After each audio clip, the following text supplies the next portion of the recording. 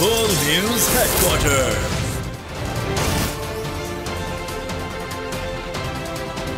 अस्सलामुअलैकुम, आप देख रहे हैं बोल न्यूज। मैं हूं आमना खटाना और मैं हूं ज़ैनब रॉय। हेडलाइंस आपने जानी, न्यूज बुलेटिन में आगे देखिए। हुकूमत की कोशिश कामयाब, डॉलर की गिरती कदर, इंतखाबात का मुनासिब वक्त क्या, फजाया की शाहीनों का दिन,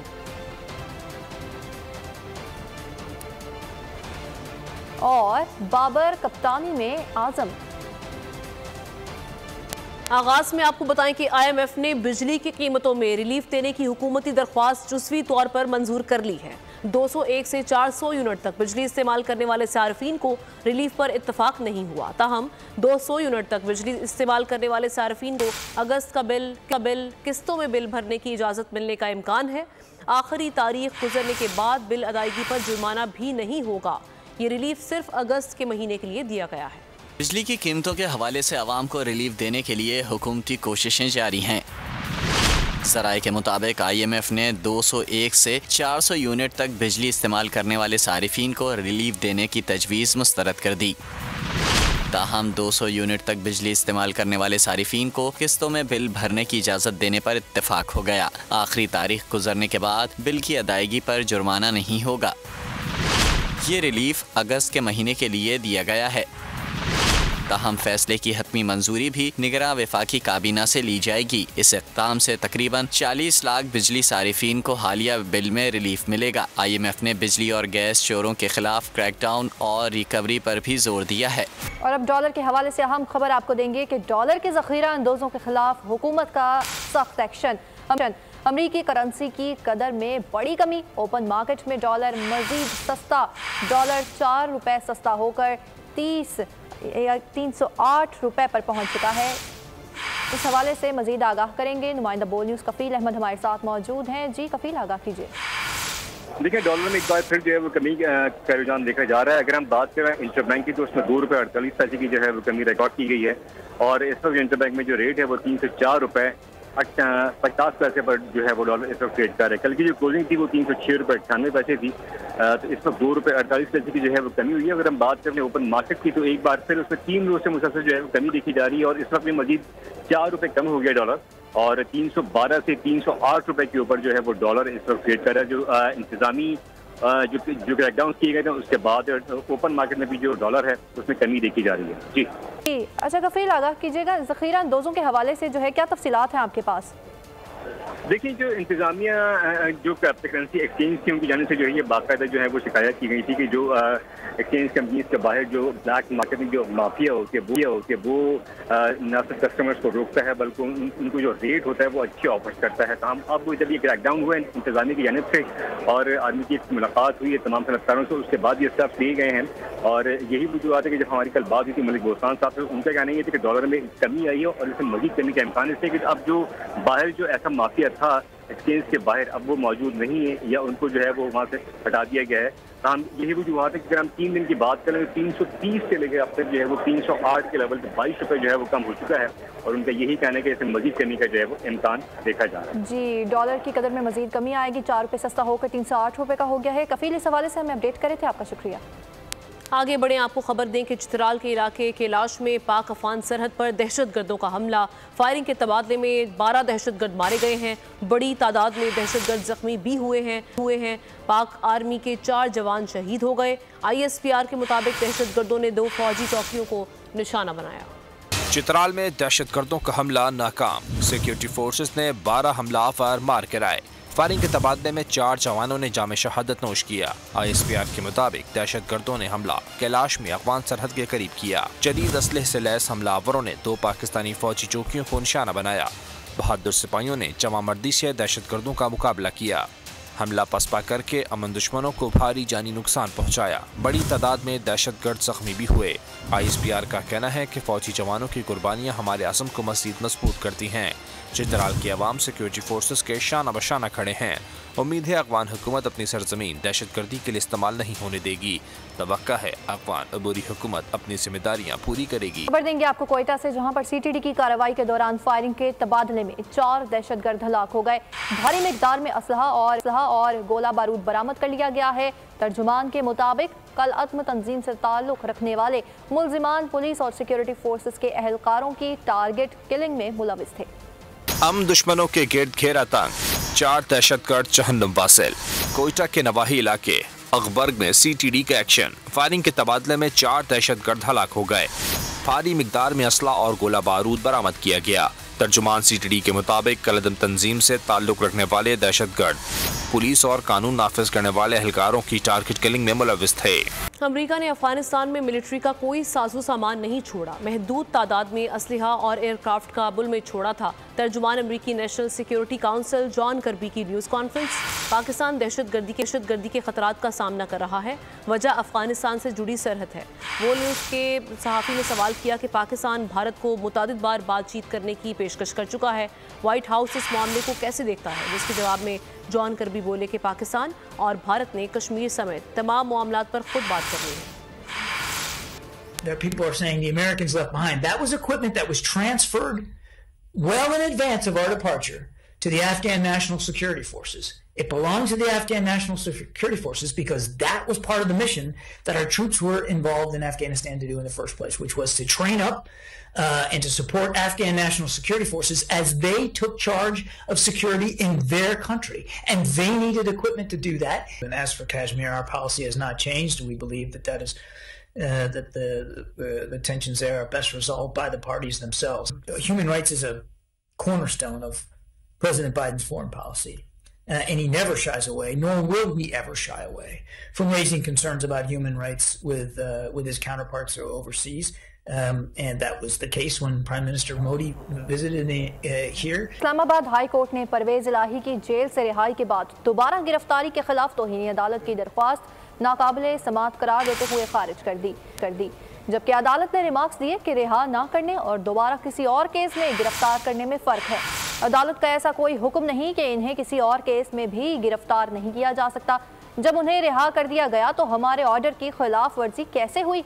अगर किसी और केस में गिरफ्तार किया गया तो वो मामला मुतालिका ट्रायल कोर्ट ने देखना है। तोशाखाना जालसाजी केस में तफ्तीशी अफसर ने बुशरा बीबी की गिरफ्तारी मांग ली। District and session court Islamabad में एडिशनल सेशन जज ताहिर अब्बास इफ्रा के रूबरू केस की समाअत हुई। चेयरमैन PTI की अहलिया वकील के हमरा अदालत के सामने पेश हुई। तफ्तीशी अफसर ने इस्तदा की कि तफ्तीश आगे बढ़ाने के लिए बुशरा बीबी की गिरफ्तारी मतलूब है। तफ्तीशी अफसर ने अदालत को बताया कि बुशरा बीबी की ऑडियो FIA को फोरेंसिक के लिए भेजी गई है। तफ्तीशी अफसर ने इस्तदा की कि बुशरा बीबी की वॉइस मैचिंग के लिए वक्त दिया जाए। अदालत ने तफ्तीशी अफसर की इस्तदा मंजूर करते हुए समाअत मुलतवी कर दी। बुशरा बीबी की अबूरी जमानत में 12 सितंबर तक तौसी कर दी गई। मुंबई के वाकयात मध्यम हो रहे हैं। आलमी कुव्वतें PTI लीडर्स की हमायत में सामने आ गई। PTI लीडर को आज़ाद करने के लिए आलमी कुव्वतें दबाव डाल रही हैं। रहनुमा नून लीग जावेद लतीफ़ की न्यूज़ कॉन्फ्रेंस, कहा कौम को गो में गो की कैफियत से निकाला तो हक़ाइक़ से आगाह किया जाएगा। पाकिस्तान इस नहज पर कैसे पहुंचा, कौम को बताया जाए। 72 साला नौजवान कहता है कि हम कोई गुलाम है। हम गुलाम नहीं थे मगर गुलाम समझा जा रहा था। पाकिस्तान के इदारों पर हमला करके आलमी अदालतों में जाने के मंसूबे बनाए जा रहे थे। उनका कहना था कि 16 माह की हुकूमत के गलत फैसलों का बोझ सारी जमातों पर डाला जाए। आईनी रास्ता यही है कि इंतखाबात कराएं। 2-4 बड़े मसाइल हैं, यकीन है कि हल कर लेंगे। वफाकी वज़ीर मजहबी उमूर अनीक अहमद की अमीर जमात इस्लामी सिराजुल हक से मुलाकात के बाद गुफ्तगू। सिराजुल हक ने कहा कि हमारा एहतजाज महंगाई के खिलाफ है। मईशत ठीक नहीं होगी तो NRकी फैलेगी। निगरान हुकूमत की सबसे अहम जिम्मेदारी आईनी मुद्दत में इंतखाबात कराना है। जानते हम तो में रहते हैं कि हमारे वसाइल क्या है। हमारा इससे भी इख्तिलाफ है कि वसाइल की कमी है।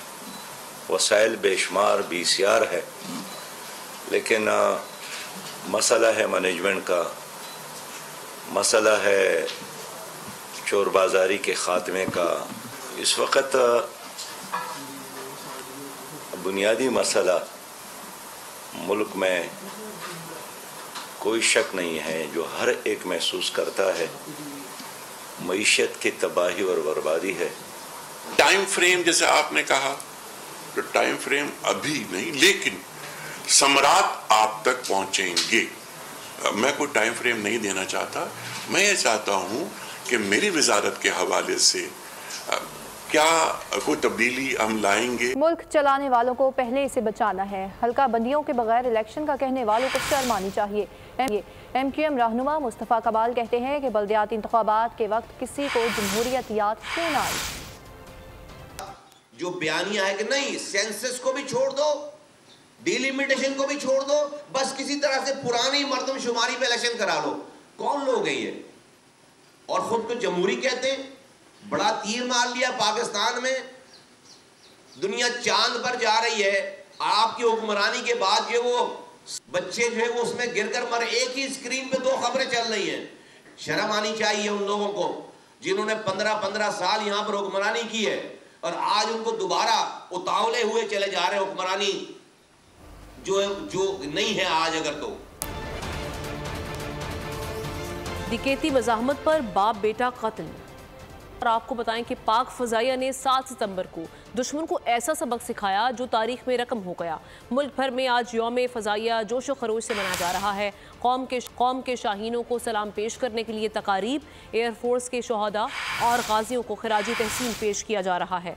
राशिद मिन्हाज शहीद निशान हैदर के मज़ार पर पाक फ़ज़ाइया के दस्ते ने सलामी दी, फूल चढ़ाए। झपटना पलटना, पलट कर झपटना, लहू गर्म रखने का है एक बहाना। 7 सितंबर शाहीनों का दिन। पाकिस्तान एयरफोर्स के जांबाजों ने दुश्मन को ऐसा सबक सिखाया जो तारीख में रकम हो गया। आज मुल्क भर में यौम फ़ज़ाइया जोश और जज्बे से मनाया जा रहा है। फ़िज़ाई हुदूद के महाफिजों को सलाम पेश करने के लिए तकरीबात, शहदा और गाजियों को खराज तहसीन पेश किया जा रहा है। राशिद मिन्हाज शहीद निशान हैदर के मज़ार पर पाक फ़ज़ाइया के दस्ते ने सलामी दी और फूल चढ़ाए। 6 सितंबर 1965 को जंग के पहले दिन ही पाक फ़ज़ाइया ने पठानकोट, आदमपुर और हलवाड़ा के हवाई अड्डों पर हमला किया और 7 सितंबर को शाम 5 बजे से पहले दुश्मन के 53 तैयारे तबाह कर दिए। जंग के हीरो स्क्वाड्रन लीडर MM आलम ने दुश्मन के 9 जंगी तैयारे मार गिराए, जिनमें 5 लड़ाका तैयारे तो 1 मिनट से भी कम वक्त में तबाह किए। और ये फ़िज़ाई बढ़तरी आज तक बरकरार है। इस बात पर अगर दुश्मन को कोई शुबा हो तो 28 फरवरी का सरप्राइज याद कर ले। और अब खबर देंगे आपको जराइम की दुनिया से। कराची में डकैतों ने हंसता बसता घर उजाड़ दिया। डकैती मज़ाहमत पर घर के कमाने वाले बाप बेटे की जान ले ली। डकैतों ने काउंटर का सफाया किया और गोलियां मारते हुए आसानी से फरार हो गए।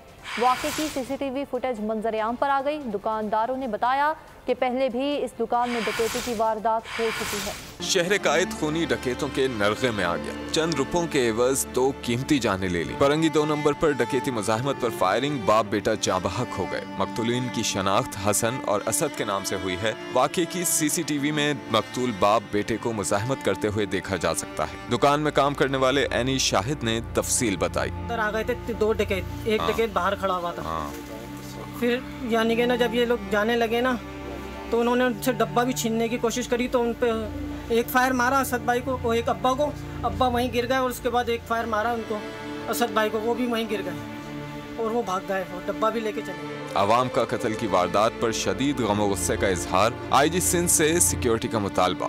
कहा आए दिन डकैती की वारदातें होती हैं। कानून नाफिज करने वाले इदारों को देखना होगा कि इस मुल्क के अंदर हो क्या रहा है। जब आप हमें सिक्योरिटी प्रोवाइड नहीं करेंगे तो हम कहाँ जाएंगे। तो मैं IG सिंध से यही मुतालबा करूंगा कि फौरी तौर पे इनको जो है कैफरे की ज़ात तक पहुँचाया जाए। ये आए दिन की वारदातें हो रही हैं, कोई परेशान हाल नहीं है, कोई हमारे पे नफरी नहीं है, अवाम के लिए कोई नहीं है। डकैत घुसे हैं तो दुकान के अंदर, बाप और बेटे को टारगेट किया है और चल दिया, इतने आराम से निकल भी गए वो। ये कब तक हम लोग जुल्म बर्दाश्त करेंगे? कब तक हम अपने जानो माल से हाथ धोते रहेंगे? पूछे उनके घर वालों से उनके घर पे क्या गुजरी है। SSP करंगी ने बताया मौके से 9mm पिस्तौल की गोलियों के 4 खौल मिले हैं। उधर गुजरात में अफसोसनाक वाकया पेश आया। थाना सिटी सराय आलमगीर की हुदूद से स्कूल जाते हुए 15 साला लड़की को अगवा कर लिया गया। CCTV बोल न्यूज़ ने हासिल कर ली। पुलिस ने भाई की मुद्दत में नामालूम मुकदमा दर्ज कर लिया। अहले खाना शिद्दत गम से निढाल हैं। वालिदैन की वज़ीर आला और IG पंजाब से फौरी नोटिस लेने के बाद बच्ची की बाजियाबी कराने की अपील भी सामने आई है। और अब बात करेंगे एशिया कप की। तो पाकिस्तान ने एशिया कप सुपर 4 राउंड का पहला मुआरका असर कर लिया। लाहौर के कज़ाफी स्टेडियम में खेले गए मैच में बंगाल टाइगर्स को बआसानी 7 विकेटों से शिकस्त दे दी। पाकिस्तानी पेस बैटरी ने बांग्लादेश के बैटर्स को विकेटों पर ठहरने ही न दिया, जबकि 193 रन पर पूरी टीम को चलता कर दिया। बाबर 11 ने हदफ 3 विकेटों के नुकसान पर 39.3 ओवर्स में पूरा कर लिया। जनाब किंग बाबर हर मार का फतह करने लगे हैं। भारत के कोहली का एक और रिकॉर्ड तोड़ डाला। बाबर आजम बतौर कैप्टन तेज तरीन 2000 रन बनाने वाले प्लेयर बन गए हैं। उन्होंने बतौर कप्तान 31 इनिंग्स में ये संगे मील अबूर किया। इससे कबल विराट कोहली ने बतौर कप्तान 2000 रन 36 इनिंग्स में मुकम्मल किए। एशिया कप सुपर 4 राउंड के लिए टीमों ने श्रीलंका की जानिब उड़ान भर ली। टूर्नामेंट में आज और कल कोई मैच शेड्यूल नहीं है। हफ्ते को बंगाल टाइगर्स श्रीलंका के खिलाफ बका की जंग लड़ेंगे। कौमी टीम इतवार को रवायती हरीफ भारत से टकराएगी। कौमी टीम आज कोलंबो पहुंचेगी। ट्रेनिंग का आगाज हफ्ते से होगा। बाबर 11 आखिरी मैच में 14 सितंबर को श्रीलंका का सामना करेंगे। एशिया कप में जय शाह की हटदर्मी बरकरार है। पाकिस्तान क्रिकेट बोर्ड ने एशियन क्रिकेट काउंसिल से विकेट की तैयारी पर रात गए दोबारा एहतजाज किया। कोलंबो में बारिश है, विकेट की तैयारी मुमकिन नहीं। PCB ज़राए के मुताबिक हफ्ते कोलंबो में बारिश की पेशगोई है। कोलंबो में बारिश की वजह से विकेट की तैयारी नामुमकिन है। भारत के रवैये से लगता है कि वो एशिया कप में पाकिस्तान के साथ मैच ही नहीं खेलना चाहता। कराची में चहलम का मरकजी जुलूस निश्चर पार्क से हुसैनिया ईरानिया पर इख्तिताम पजीर होगा। जुलूस के लिए इंतजामिया की जानिब से खुसूसी इंतजामात भी किए गए हैं। इस हवाले से मजीद बात कर लेते हैं नमुद्दीन से। जी सलाहुद्दीन, तफसीलात से आगाह कीजिए। चहलम हज़रत इमाम हुसैन रज़ी अल्लाह ताला अन्हो बड़े अक़ीदत एहतराम से मनाया जा रहा है और इस सिलसिले में जो है नस्तर पार्क से मरकज़ी जुलूस जो है वो आपसे कुछ देर में बरामद होगा। इस सिलसिले में जो मजलिस है वो बर्पा हो चुकी है। अल्लामा शहनशाह हुसैन नकवी जो है वो मजलिस पढ़ा रहे हैं और अज़ादारों की जो बड़ी तादाद है वो इस वक्त यहाँ पर पहुँचना शुरू हो चुकी है। मुख्तलिफ शहर के मुख्तलिफ इलाकों से जो छोटे बड़े जुलूस हैं वो यहाँ पर आना शुरू हो गए हैं और मजलिस में शिरकत करेंगे और उसके बाद जो है मरकज़ी जुलूस यहाँ होगा, जो कि अपने मुकर्रर रास्तों से होता हुआ हुसैनिया ईरानिया इमाम बारगाह पर जदीद दौर में बच्चों को उर्दू से हमकरार कराने की कोशिश। गुलकार और प्रोड्यूसर बिलाल मकसूद ने बच्चों के लिए ऑनलाइन पपेट शो का आगाज़ कर दिया। बिलाल मकसूद बने दुनिया बोल है में मेहमान। कहा ये शो मिज़ाह का इस्तेमाल करते हुए बच्चों को तफरीही अंदाज में तालीम फराहम करेगा। आसान उर्दू में इसको रखा है और ऐसी ज़ुबान है जो कि नॉर्मल घरों में हम बोलते हैं। मुश्किल उर्दू नहीं इस्तेमाल की और स्पेशली इसलिए कि बच्चे जो हैं उर्दू से भागते हैं आजकल। बिल्कुल ऐसा ही है। तो उर्दू को अपनाएं, उनको लगे कि उर्दू भी कूल है, उर्दू भी फन है और जब वो ये गाने गा रहे होंगे तो ये नहीं सोच रहे होंगे कि ये उर्दू के हैं, ये उनको मज़े के गाने लग रहे होंगे, ये उनको मज़े के कैरेक्टर्स लग रहे होंगे। और इसके साथ ही न्यूज़ स्टूडियो से फिर वक्त लेता है। ब्रेक के बाद हाजिर होंगे न्यूज़ हेडलाइंस के साथ। किसी भी खबर की तफसील जानने के लिए विजिट कीजिए bolnews.com। न्यूज़ हेडक्वार्टर सब्सक्राइब करें और बेल दबाएं ताकि कोई खबर रह न जाए।